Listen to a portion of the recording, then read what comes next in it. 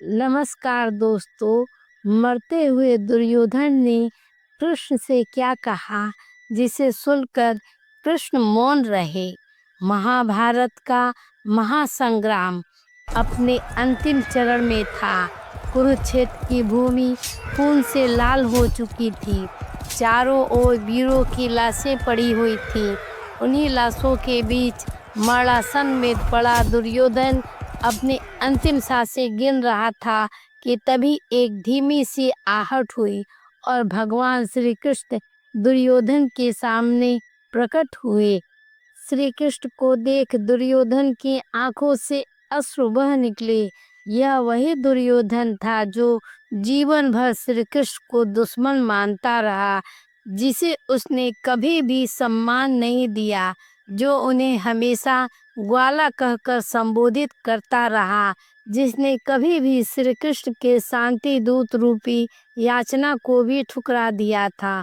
पर आज वही दुर्योधन श्री कृष्ण को देख अश्रु बहा रहा था, जैसे वह कुछ भगवान से कहना चाहता हो।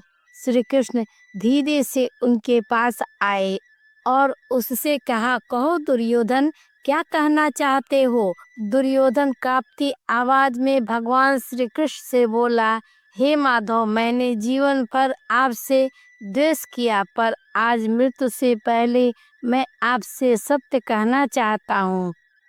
हे श्री कृष्ण, मैं हार गया, लेकिन मुझे हराने वाले पांडव नहीं थे। मैं स्वयं अपनी इच्छा, अपनी वासना, अपने मोह और अपनी आकांक्षा से पराजित हुआ। अब ना तो मैं आपसे द्वेष रखता हूँ, ना ही किसी से शत्रुता। मैं जान गया कि आप इस समस्त लीला के सूत्रधार हैं। जो कुछ हुआ वही होना था, परंतु हे माधव, एक पीड़ा है जो मुझे भीतर से जला रही है। भगवान श्री कृष्ण ने कहा, कहो दुर्योधन, क्या पीड़ा है। दुर्योधन की आंखों में करुणा थी। वह कांपती आवाज में बोला, हे वासुदेव, क्या तुम उस द्यूत सभा में नहीं थे जब धर्मराज युधिष्ठिर ने अपने भाइयों सहित अपनी पत्नी को जुए के दांव पर लगाया था। क्या इसमें मेरा कोई दोष था। जुए में हारने के बाद द्रौपदी मेरी दासी बन गई थी, और जब मेरी आज्ञा से दुशासन द्रौपदी के बालों को पकड़कर घसीटता हुआ राजसभा में लाया और द्रौपदी का चीर हड़प करने का प्रयास किया, मैं स्वीकार करता हूँ कि मैंने उसे अपमानित किया। लेकिन हे कृष्ण, क्या वह अपराधी अधिक दोषी है जो खड़ा होकर हंसता है, या वो जो चुप रहकर सहमति देता है। क्यों नहीं बोले भीष्म पितामह, क्यों नहीं उठे गुरु द्रोण, क्यों नहीं ललकारे धर्मराज युधिष्ठिर ने। और तुम वासुदेव, जब वह स्त्री लाज की भीख मांग रही थी, तब तुमने चीर तो बढ़ाया, पर क्या सभा में एक भी व्यक्ति को रोक नहीं सके। भगवान ने अपना मस्तक झुकाया, फिर शांत स्वर में बोले, दुर्योधन, धर्म की रक्षा केवल शस्त्र से नहीं होती। धर्म तो तब मर जाता है जब धर्मधारी चुप रहते हैं। उस सभा में केवल तुम नहीं थे, वहाँ धर्मराज भी थे, गुरुजन भी थे, और मैं भी था। पर जान लो, चुप रहने वाला दोष से मुक्त नहीं होता। वह मौन जो अन्याय के समय धारण किया गया, वह भी उतना ही घातक होता है जितने तुम्हारे शब्द।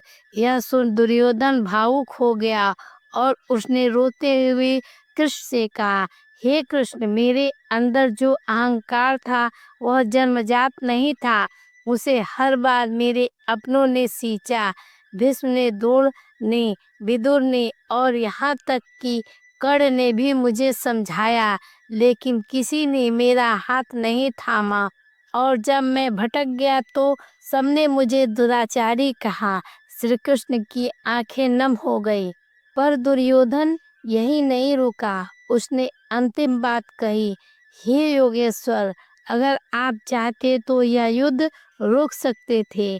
आप अर्जुन को मुंह से खींच लाए तो मुझे भी खींच सकते थे, पर आपने मुझे उस राह पर जाने दिया जिसमें मैं स्वयं की बर्बादी की ओर बढ़ा। शायद यह लीला आपकी ही थी, लेकिन आपसे एक विनती है, यदि अगले जन्म में मुझे जीवन मिले तो मुझे धर्म समझने की शक्ति देना, लेकिन मेरे जैसे किसी भी मानव को ऐसा अकेलापन मत देना जो उसे राक्षस बना दे। मेरे भीतर भी एक पुत्र था, एक भाई था, एक प्रेमी था, पर कोई उसे देख नहीं पाया। और यह कहते कहते दुर्योधन की आंखें हमेशा के लिए बंद हो गईं। श्री कृष्ण ने एक गहरी सांस ली और कहा, जो व्यक्ति अपने अंत समय में सत्य को पहचान लेता है वही मोक्ष का अधिकारी होता है। और दुर्योधन अब वह अभिमानी राजा नहीं रहा, अब वह केवल एक आत्मा है जो पश्चाताप से मुक्त हो गई। दुर्योधन तो मर गया, लेकिन जाते जाते वह कृष्ण से ऐसे प्रश्न पूछ गया जिसका उत्तर आज तक मौन है। दुर्योधन ने आखिरी क्षणों में जो कहा वह केवल एक अपराधी का पश्चाताप नहीं था, वह उस मौन समाज का आईना था जो अन्याय देखता है पर बोलता नहीं है। क्या धर्म की सबसे बड़ी हत्या मौन ही होती है? अधर्म को देखकर मौन रहने पर अधर्म को बढ़ावा मिलता है और वह व्यक्ति और भी पापी और अधर्मी हो जाता है। दोस्तों, उम्मीद है यह वीडियो आपको पसंद आई होगी। याद रखें, आपकी छोटी सी मदद हमारे लिए बहुत मायने रखती है, इसलिए इस चैनल को सब्सक्राइब करके वीडियो को लाइक ज़रूर करें और अपने विचार कमेंट में ज़रूर बताएं। फिर मिलेंगे एक नए वीडियो में। वीडियो देखने के लिए धन्यवाद।